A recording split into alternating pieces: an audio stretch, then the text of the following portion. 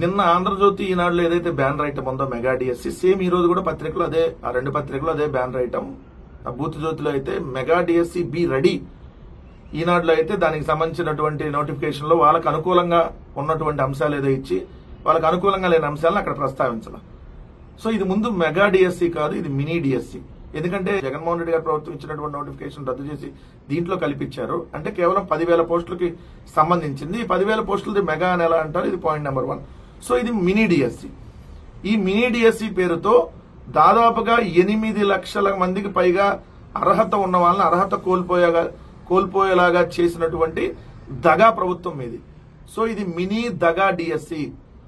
ఎందుకంటే మీరు ఆ డిఎస్సికి సంబంధించినటువంటి దాంట్లో ఎస్జిటి పోస్టులు ఏదైతే ఉందో ఇంటర్లో 50% అర్హత ఉండాలని, స్కూల్ అసిస్టెంట్ పోస్టులకి డిగ్రీలో 50% ఉండాలని, పీజీటీ పోస్టులకు పోస్ట్ గ్రాడ్యుయేషన్ లో 55% మార్కులు తప్పనిసరి అని చెప్పి మీరు ఈ నోటిఫికేషన్ లో ఇవ్వటం వల్ల 8 లక్షల మంది డిఎస్సి అభ్యర్థుల ఆశలపై మీరు నీళ్లు చల్లారు. క్లియర్ గా వాళ్ళు అర్హత లేకుండా పోయారు.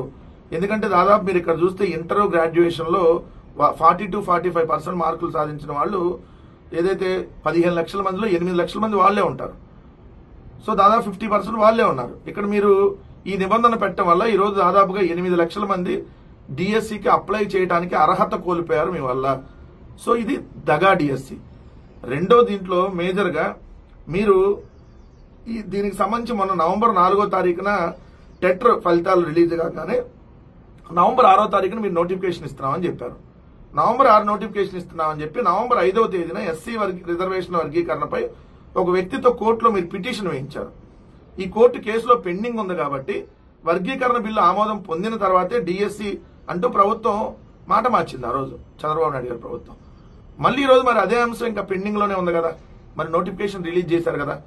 అంటే డిఎస్సి నోటిఫికేషన్ రిలీజ్ చేశాము అని చెప్పేసుకొని తర్వాత కోర్టుల్లో అంశం పెండింగ్ ఉండటం వల్ల ఇది నిర్వహించలేకపోతున్నాం అనేటటువంటి చెప్పేటటువంటి కార్యక్రమం, దాన్ని అవసరమైతే వైఎస్ఆర్ కాంగ్రెస్ పార్టీ మీద మళ్ళీ తోయాలనేటటువంటి ఒక కుట్రలో భాగం ఇది కాదా? ఎందుకంటే క్లియర్ గా అన్ని అర్హతలను సాధించుకొని దానికి సంబంధించినటువంటి అన్ని చేసుకుని ఎవడన్నా నోటిఫికేషన్ ఇవ్వాలి. సో మీరు 10 నెలల క్రితం సంతకం పెట్టడం పెద్ద బూతు, ఈ నోటిఫికేషన్ ఉంటే ఇంకా బూతు. దీంట్లో 8 లక్షల మంది అసలు అర్హత కోల్పోయేలా చేయడం ఇంకా పెద్ద బూతు. సో ఇది మినీ దగా డిఎస్సి. మరొకసారి నిరుద్యోగుల్ని ఏదైతే డిఎస్సికి పరీక్షకి ప్రిపేర్ అయినటువంటి అభ్యర్థులందరినీ మోసం చేసేటటువంటి కుట్రలో భాగం అనేది ఈరోజు స్పష్టంగా కనపడతా ఉంది. చాలా పెద్ద వార్త బూత్ జ్యోతిలో. విమాన వైభోగం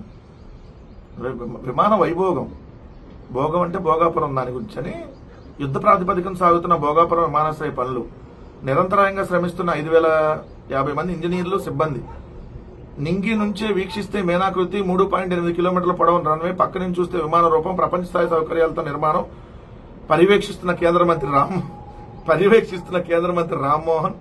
ఇప్పటి వరకు 71% పనులు పూర్తి, ప్రతిష్టాత్మకంగా భావిస్తున్న జిఎంఆర్ నిర్ణీత సమయం కంటే ముందే పూర్తి చేస్తున్నాము అని చెప్పి వాళ్ళు రాసుకొచ్చింది.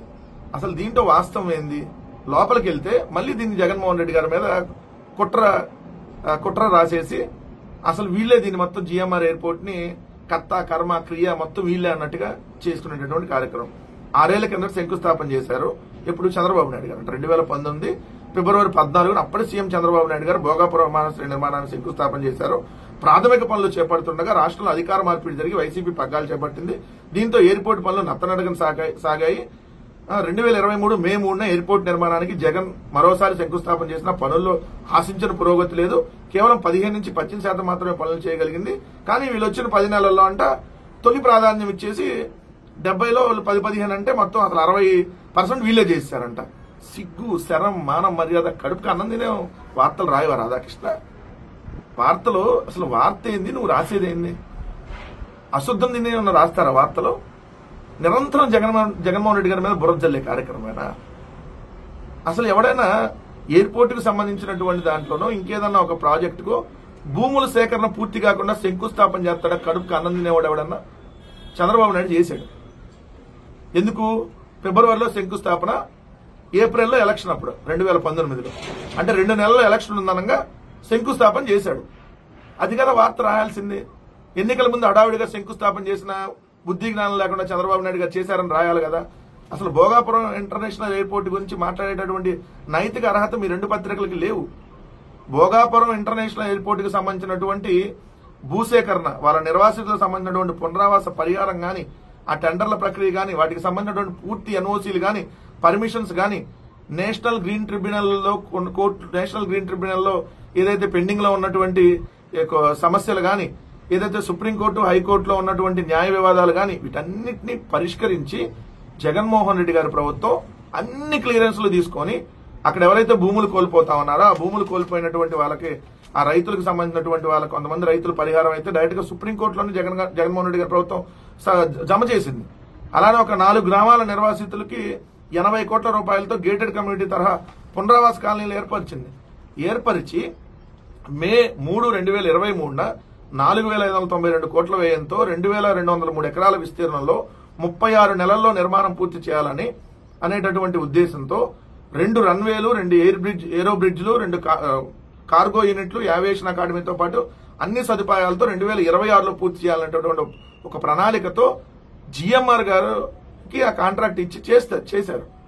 సో ఆ జిఎంఆర్ గారే చెప్పారు స్వయంగా, జగన్మోహన్ రెడ్డి గారు చాలా చిత్తశుద్ధితో పనిచేశారు. ఈ పర్మిషన్స్ అన్నిటికీ చాలా త్వరితగతిని తీసుకొని వచ్చి మాకు ఎటువంటి ఇబ్బంది లేకుండా ఇక్కడ చేసుకొని వచ్చారని చెప్పి జిఎంఆర్ గారే స్వయంగా చెప్పారు. రెండోది ఆయనే చెప్పాడు, జగన్మోహన్ రెడ్డి గారే మళ్ళీ దీని ఓపెనింగ్ కి వస్తే బాగుంటది, ఆయనే మళ్ళీ గెలిచి వస్తాడని మేము భావిస్తున్నామని కూడా ఆయన చెప్పారు ఆ రోజు. సో 3 ఏళ్లలో నిర్మాణం పూర్తి చేయాలని మీరు వచ్చినాకంట, అసలు మీరు ఎప్పుడో శంకుస్థాపన చేస్తా అంటే జగన్మోహన్ రెడ్డి గారు పట్టించుకోలేదంట. సిగ్గుండే రాస్తావు, మనిషి పుట్టక పుట్టినటువంటి వార్తలు రాయడు రాధాకృష్ణ. ఇంకా ప్రధాని జగన్మోహన్ రెడ్డి గారి మీద బడి ఏడవటం, క్రెడిట్ అంతా మీ దగ్గర కొట్టేయటం, అప్పుడేం గ్రీన్ కో చండాలం మీ దృష్టిలో, ఇప్పుడేమో గ్రీన్ కో మీరే తెచ్చారని రాస్తున్నారు. సిగ్గు ఏమన్నా ఉందా? సిగ్గుండేవాడు ఎవడేటని వార్తలు రాయడు. శ్రీకూర్మంలో నక్షత్ర తాబేళ్ల మృత్యు ఘోష, 2 రోజుల్లో 15 జీవులు కన్నుమూత, గుట్టుగా దహనం చేసేసిన సిబ్బంది. మరి ఇది చాలా తప్పు కదా, చాలా తప్పుడు నిర్ణయాలు కదా. అసలు గుట్టుగా దహనం చేసేసిన సిబ్బంది, 15 జీవులు 2 రోజుల్లో కన్నుమూత. శ్రీకాకుళం జిల్లా గార మండలం శ్రీకూర్మంలోని ప్రసిద్ధ కూర్మనాథ క్షేత్రంలో నక్షత్ర తాబేళ్ల మరణాలను భక్తులు కలవర పెడుతున్నాయి. ఇక్కడ 2 రోజులుగా సుమారు 15కు పైగా కూర్మాలు మృత్యువాత పడినట్లు తెలుస్తుంది. ఈ విషయాన్ని అధికారులు తాబేళ్ల సంరక్షణ గుత్తేదారు దృష్టికి తీసుకెళ్లకుండా సిబ్బంది గుట్టుగా దానం చేస్తానంట.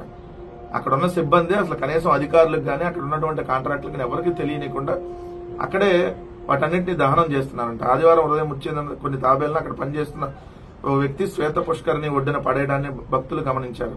అక్కడికి వెళ్లి చూడగా 7 మృతి చెందిన తాబేళ్లు, కాలిపోయిన స్థితిలో మరో 9 తాబేళ్ల కళేబరాలు కనిపించాయి. వెంటనే వారు స్థానిక ప్రజాప్రతినిధులు అధికార దృష్టికి తీసుకెళ్లారు. ఎంత దారుణం!